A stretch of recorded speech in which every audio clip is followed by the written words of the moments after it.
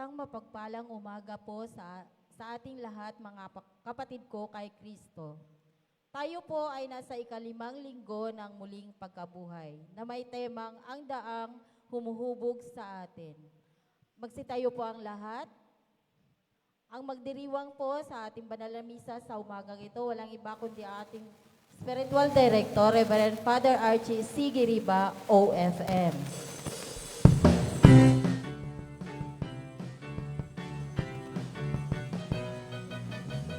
Ang Diyos ay purihin, ala niya ay ating sambahin. Ating siyang awitan, kadakilala ay sambitin. Ika sa ating tinig, ibig ng ating awit. Ang pagpurit ng lugin, ay ating patusayin. Musika siya'y gamitin sa pagpupuri sa ating Diyos. Ito ay malalay, basta salamat sa Diyos na buhay. Tayo'y hinirang, siya'y maraming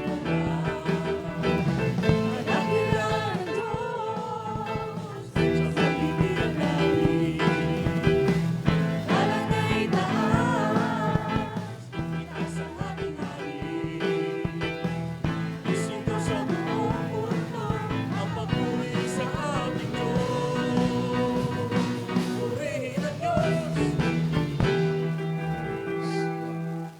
Sa ngalan ng Ama at ng Anak ng Espiritu Santo, sumayin niyo ang Panginoon. Sumainyo rin. Sige po, patuloy natin itaas ang ating mananagumpay ng mga kamay.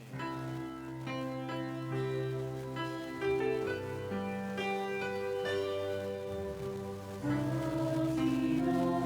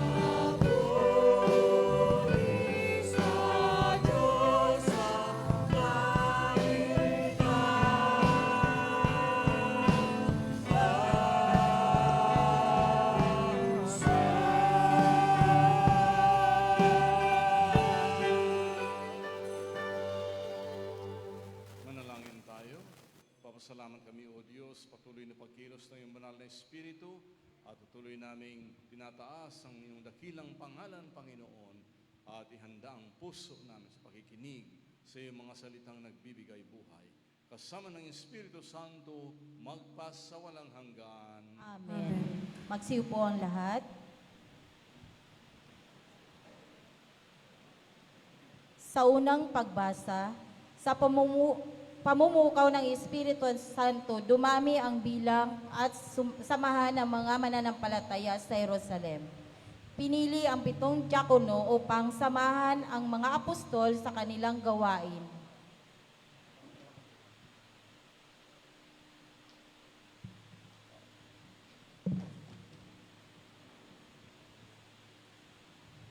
Pagbasa mula sa mga gawa ng mga apostol. Noong mga araw na iyon, dumarami na ang mga sumasampalataya at nagreklamo sa mga Helenista laban sa mga Hebreo.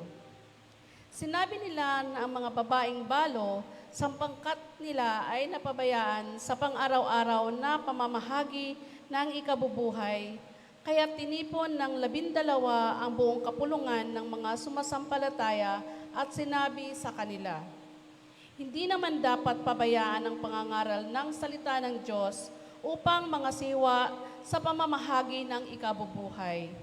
Kaya mga kapatid, pumili kayo sa mga kasamahan ninyo ng 7 lalaking kilala sa pagiging mabuti, matatalino, at puspos ng Espiritu Santo.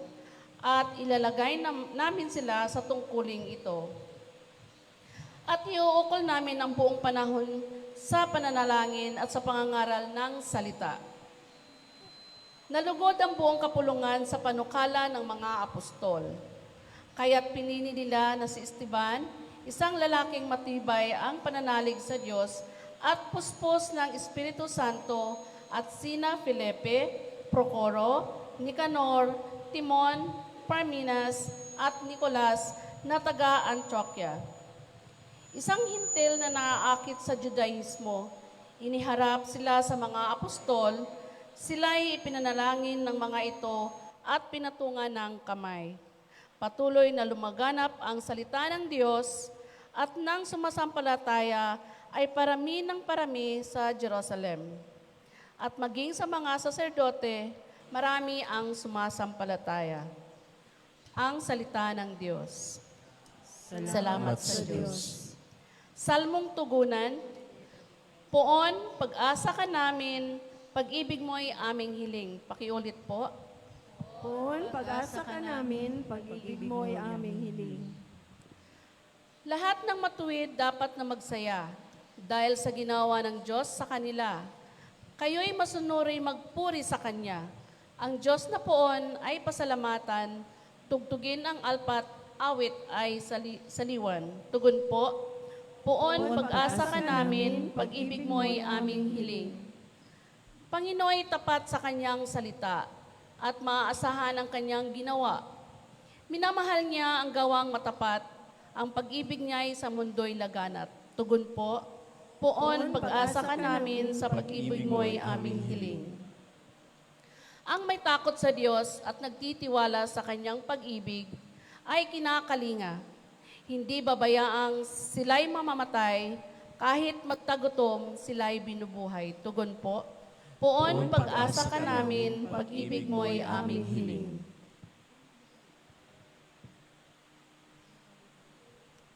Sa ikalawang pagbasa, ang mga Kristiyano ang mga batong buhay na bumubuo sa banal na templo ng Diyos. Ito'y isang pagpapala at isang pananagutan.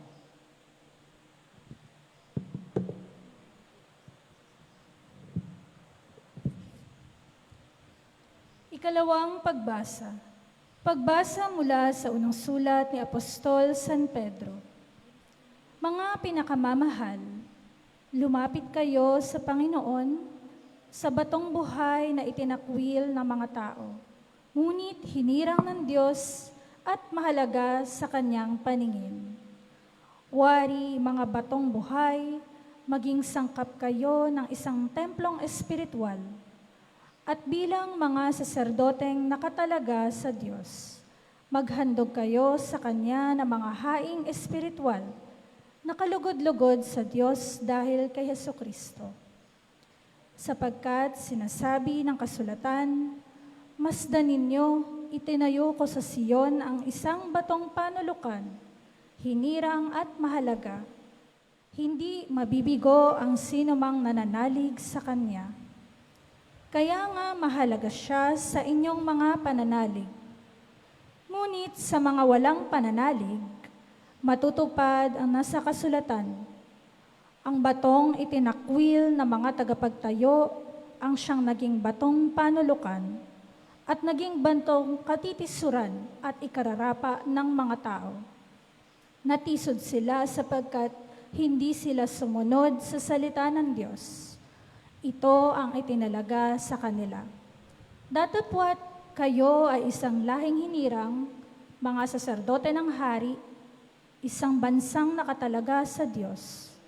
Pinili kayo ng Diyos upang maging Kanya at maghayag ng mga kahanga-hangang gawa niya. Siya rin ang tumawag sa inyo mula sa kadiliman tungo sa Kanyang kagilagilalas na kaliwanagan. Ang salita ng Diyos. Magsitayo po tayong lahat sa Diyos.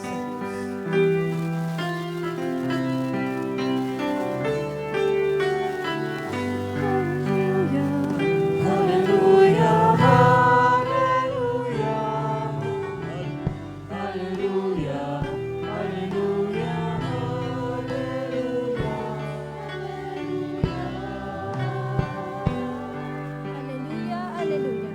Ikaw, O Kristo, ang daan, ang katotohanan at buhay, patungo sa Amang mahal. Alleluia, alleluia. Hallelujah, hallelujah, hallelujah. Hallelujah, hallelujah, hallelujah, hallelujah.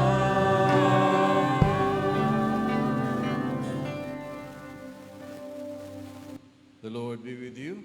And with your spirit. A reading from the Holy Gospel according to Saint John. Glory to you, O Lord. Let not your heart be troubled. You believe in God, believe also in me. In my Father's house are many mansions. If it were not so, I would have told you, I go to prepare a place for you. And if I go and prepare a place for you, I will come again and receive you to myself, that where I am, there you may be also. And where I go, you know, and the way you know. Thomas said to him, Lord, we do not know where you are going, and how can we know the way? Jesus said to him, I am the way, the truth, and the life. No one comes to the Father except through me. And if you had known me, you would have known my Father also, and from now on you know him and have seen him. Philip said to him, Lord, show us the Father, and it is sufficient for us. Jesus said to him, have I been with you so long, and yet you have not known me, Philip? He who has seen me has seen the Father. So how can you say, show us the Father? Do you not believe that I am in the Father, and the Father in me? The words that I speak to you, I do not speak on my own authority. But the Father who dwells in me does the works. Believe me that I am in the Father, and that the Father is in me, or else believe me for the sake of the works themselves. Most assuredly I say to you, he who believes in me, the works that I do, he will do also. And greater works than these he will do, because I go unto my Father. Brothers and sisters, the gospel of the Lord. Praise you, Lord Jesus Christ. Sige po,